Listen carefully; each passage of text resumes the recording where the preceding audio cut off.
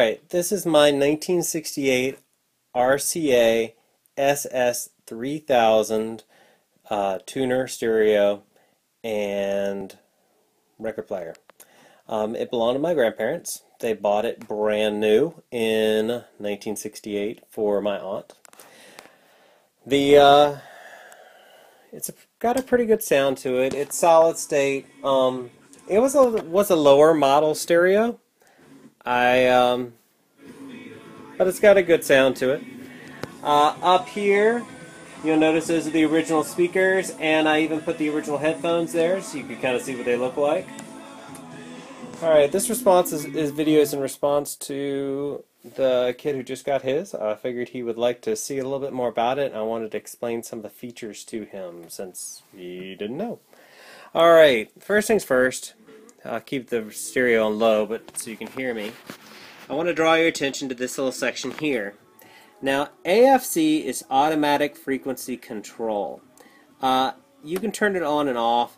It really doesn't have a huge impact on this player, but its AFC stands for automatic frequency control, and it helps get FM stations in stronger. You'll also notice, along with the light, which helps tell you when you're on and off station, you've got that little bar there. This is really good when you just want to figure out exactly where in that lighted section you are have the best signal. All the way down here, since you were asking about it, this is your function area. You have AM, FM. Your FMS is FM stereo. I recommend using this one versus the FM. There's really not a huge difference, but this is seeking out for stereo stations. On the right here, you of course got your phono and you've got your tape. Now, hold on for just 1 second while I flip it over to the back. I'll leave it on tape for the moment. One thing you'll notice as I flip around, you have all the different things here. Let me turn so I can get a little bit more light. Alright, you have all your different things. Make sure your little silver contact is connected to the FM antenna so you can get the best signal you can get, unless you have an external antenna you're going to hook it onto. Your speakers, of course. Tape. This is where I suggest getting a RCA cable and getting an adapter so that you can play things through the tape section. Hold on just 1 second.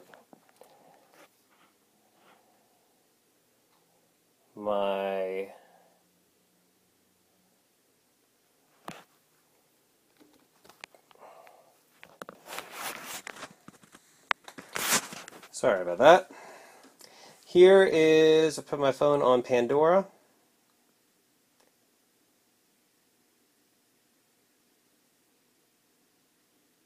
If it'll play.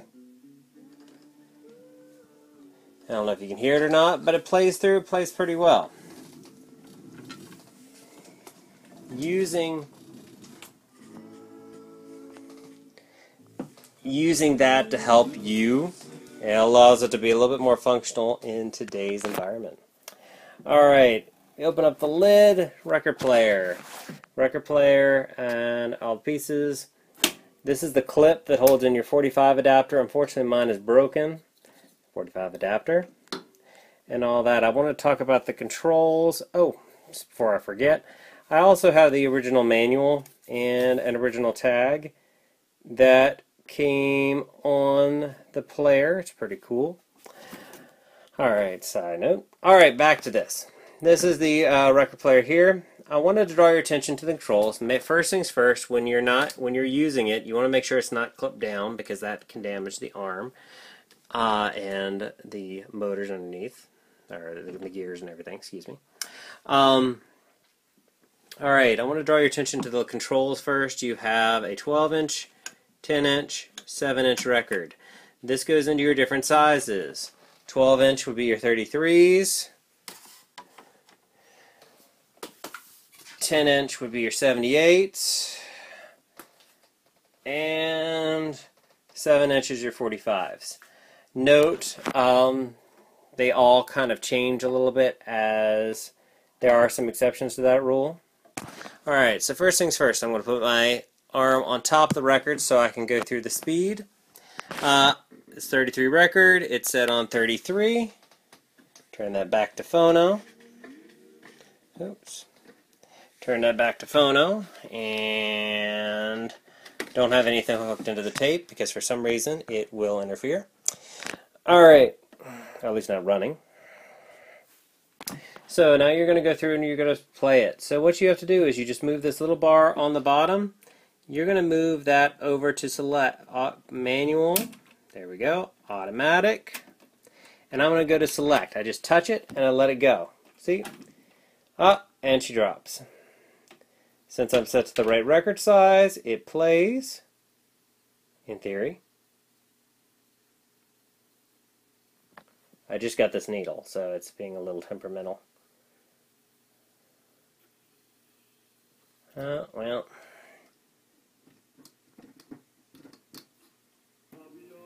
There we go. So, nothing uber exciting there. Now there's two cool features about this one.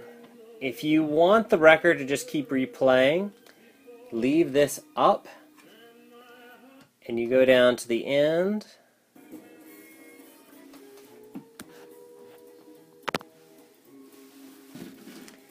Alright, if I get to the end of the album, we'll see how it goes.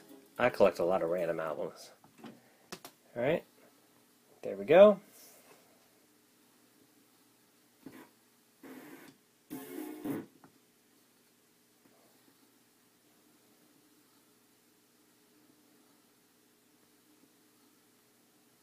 Don't you hate it when things don't work like they're supposed to? What's supposed to happen is when it reaches the end, it's supposed to pick up and move to the next song. We'll just hit select. Since my bar is up, it'll just start back up on the same record.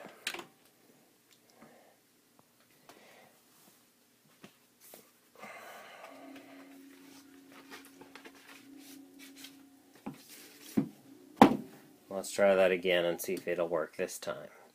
Being all temperamental.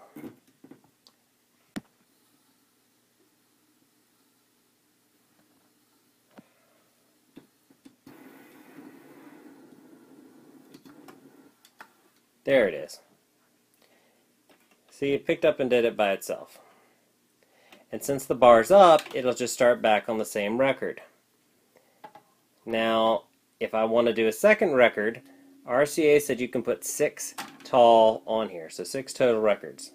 And it would eventually go through the record, and of course it would drop. On your last record, the cool feature is, let's speed it up again. Oops, let me hold on and put that back. Alright, on the last record, the cool thing is, it will, if it decides it wants to work this time, a little temperamental. I want to give it an adjustment of some sort.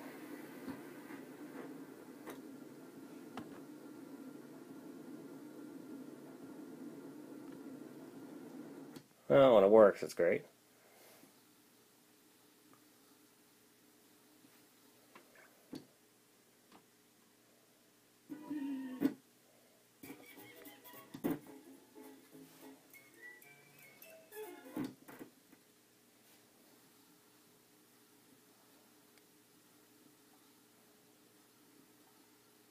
Alright, well while this is deciding it doesn't want to work correctly, I'll hold that, we'll come back to that. You do have a little button back here known as pause, meaning you can lift it up and bring it back down, and approximately the same location. It's not going to work out exactly right. As we're going through, if it will ever do it on its own, which it's supposed to, gotta love when things work like you're supposed to, especially when you're filming. There it is. Now this time, because the bar is down, it puts it there and it shuts it off. Another cool feature is, even though I'm off, if I turn off, on the unit it'll stay on. If I turn it off, it's still in record mode, so it'll still play. until it realizes, in this case, it didn't sense a record. Oh, sorry, turn that off.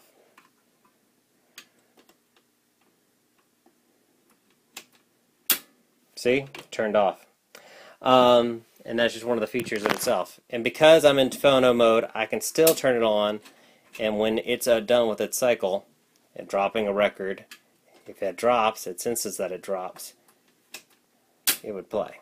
But, well. Anyways, not working like I want it to, but whatever. Moving on.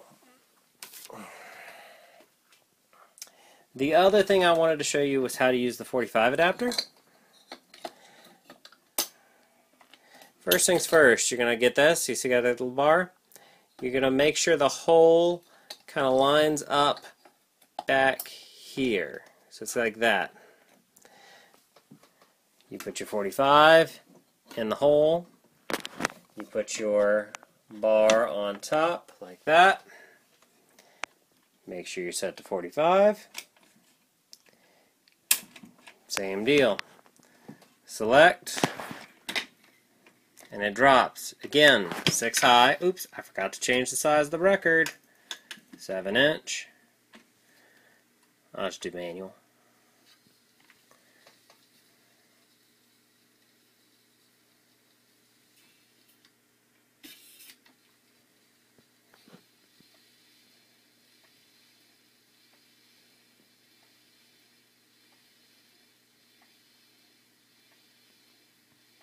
Anyways, so, and the same type deal will happen. It'll eventually sense that it's done, there's no more records, it turned itself off. Pretty cool, eh? Anyways, I hope this clears up some misconceptions about the RCA SS 3000. If you have any more questions, let me know.